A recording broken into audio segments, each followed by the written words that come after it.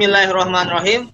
Assalamualaikum warahmatullahi wabarakatuh. Selamat pagi semuanya. Selamat pagi, Pak. Pagi, Pak. Kabar semuanya, sehat semuanya ya? Alhamdulillah sehat. Sehat, Alhamdulillah Pak. sehat. Radiansa, Cindy, Santi, Tria, Okto bilang semuanya alhamdulillah sehat. Terus, Okto, silakan Okto. Sebelum mulai kegiatan, mari kita berdoa menurut agama dan kepercayaan masing-masing. Berdoa, mulai. Berdoa, selesai. Tangan di atas, yang kanan atau yang kiri. Pegang hidung. Nah. Oke, bagus. Nah, masih ingat pertemuan minggu kemarin ya? Gambar pertama. Ini gambar apa nih? Manusia purba zaman dulu, Pak. Oke. Nah, gambar apa nih?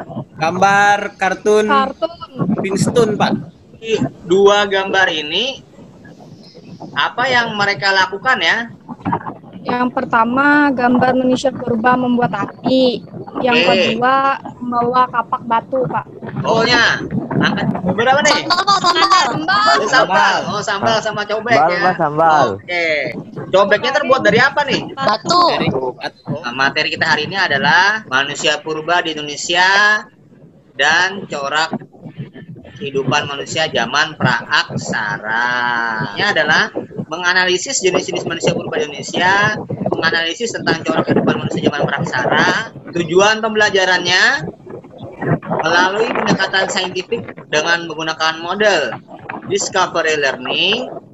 Kalian diharapkan mampu menganalisis jenis-jenis manusia purba di Indonesia dan menganalisis tentang corak kehidupan manusia zaman pra-aksara. Selanjutnya, saya akan menampilkan video. Nah, kalian tonton, kalian cermati, kalian amati. Penelitian yang dilakukan oleh para ahli dapat direkonstruksikan beberapa jenis manusia purba Indonesia yang pernah hidup di zaman pra-aksara.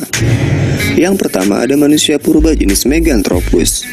Jenis manusia purba ini ditemukan dan diteliti oleh peneliti berdarah Jerman Belanda Gustav Heinrich Ralph von Koenigswald. Kemudian para ahli menamakan jenis manusia ini dengan sebutan Meganthropus paleojavanicus. Selanjutnya ada jenis manusia purba jenis Pithecanthropus. Jenis manusia ini ditemukan dan diteliti oleh peneliti berkebangsaan Belanda Eugene Du Bois. Manusia purba jenis Homo dilanjutkan oleh Eugene Du Bois bersama kawan-kawannya. Berdasarkan corak kehidupannya, manusia di masa praksara itu dibedakan menjadi 3. Masa berburu dan mengumpulkan makanan, kemudian masa bercocok tanam, dan masa perundagian. Di zaman Paleolitikum ini berlangsung kurang lebih 600.000 tahun yang lalu. Dari video tadi, adakah yang ingin ditanyakan? Silahkan. Ya, Okto jangan ngantuk, Okto. Oke. Iya, Pak. Saya juga senyum. Ya, silakan. Berarti Meganthropus itu lebih besar daripada Pithecanthropus loh, Pak. Kita kumpulkan. Silakan. Mereka dulu mencari makan gimana, Pak? Saya tidak menjawab ya, karena ini pertanyaannya kita kumpulkan semuanya. Nanti kalian yang menjawab sendiri, ya. Boys, sama Pan Kueng Siwat, banyakan mana temuan manusia purbanya di Indonesia, Pak? Kasih jempol buat semua yang nanya. Bagus. Oke, mantap. Nah, saya bagi kelompok. Kalian kerjakan LKPD yang sudah saya berikan. Setelah kalian mengerjakan, nanti kita presentasi. Keluar dulu ya, nanti kita masuk lagi. Oke.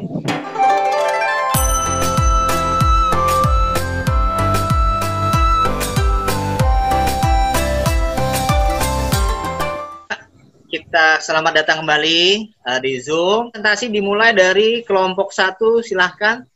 Baiklah, saya akan jawab nomor 1. Meganthropus pertama kali ditemukan oleh Koenigswald pada 1941 di desa Sangiran. Manusia jenis ini memiliki ukuran besar atau raksasa. Pithecanthropus erectus artinya manusia kera yang berjalan tegak, ditemukan oleh Eugene Du Bois di Trinil. Pithecanthropus erectus sudah dapat membuat alat sederhana dari bebatuan yang identik dengan zaman Paleolitikum. Sudah, Pak. Oke, bagus. Kasih jempol. Ya, oke. Ada pertanyaan kelompok satu? Apa alat sederhana Pithecanthropus yang dimaksud? Pak izin menjawab, Pak.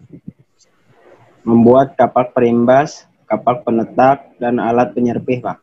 Bagus. Nah, selanjutnya kelompok 2, silakan. Adalah berdasarkan corak kehidupannya, periodisasi masyarakat Indonesia dapat dibedakan menjadi 3, yakni masa berburu dan mengumpulkan makanan, masa bercocok tanam, dan masa perundigan, atau Paleolitikum, dan masa berburu dan mengumpulkan makanan, Mesolitikum. Sudah, Pak. Oke, kasih jempol. Ada pertanyaan kelompok 2? Itu cukup jelas. Selanjutnya kelompok 3, presentasi. Perkenalkan kami dari kelompok 3, kami akan menjawab pertanyaan nomor 3.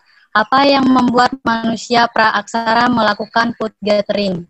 Jawaban kami, sebelum mengenal produksi, manusia purba melakukan food gathering karena mereka belum bisa melakukan pengolahan ataupun menghasilkan makanan sendiri. Jadi mereka mengumpulkan makanan dari tumbuh-tumbuhan dan hewan. Nah, terima kasih. Oke, bagus. Kasih jempol. Bagus. Silakan. Ada pertanyaan? Menurut kelompok 3, bagaimana cara mereka mencari makanan? Dengan cara berkelompok, nomadem atau berpindah-pindah tempat, mereka juga mengenal sistem primus inter pares atau siapa yang terkuat, dia yang akan menjadi pemimpin di kelompok tersebut. Oke, bagus. Okto, Tria, Cindy, Santi, Ayubi, Radansa. Ya, Gilang. Ya, senyum semua. Iya, semangat selalu. Semangat, ya. Lanjut, kelompok 4. Silakan. Terakhir. Jenis manusia purba yang ditemukan Pon Koengiswort di Indonesia adalah 1. Meganthropus di daerah Sangiran. 2. Pithecanthropus mojokertenis di Mojokerto. 3.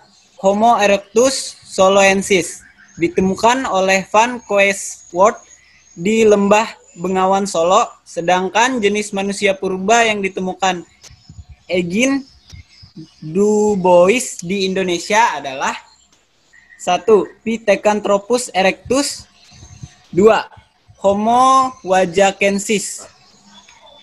Kesimpulan pada pertemuan hari ini, silakan. Ada yang mau menyimpulkan? Silakan. Dari materi hari ini, jenis-jenis manusia purba di Indonesia antara lain Meganthropus, Pithecanthropus, dan Homo sapiens.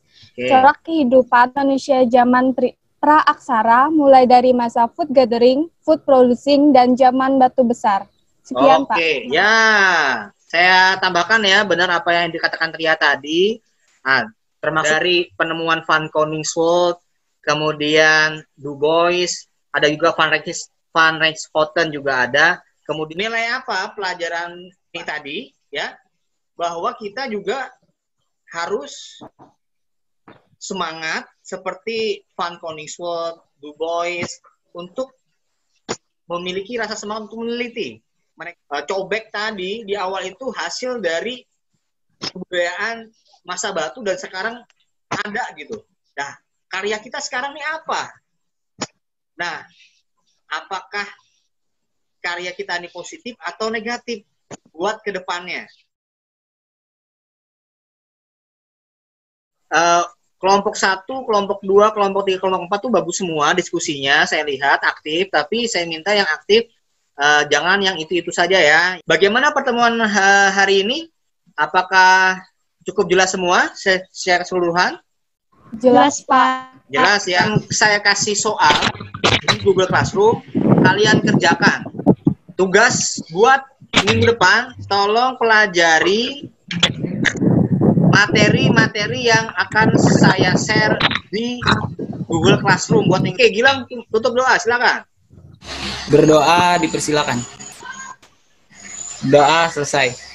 Di pertemuan berikutnya, tetap jaga protokol kesehatan, jangan lupa tugasnya tadi, Sampai jumpa di minggu depan. Dadah.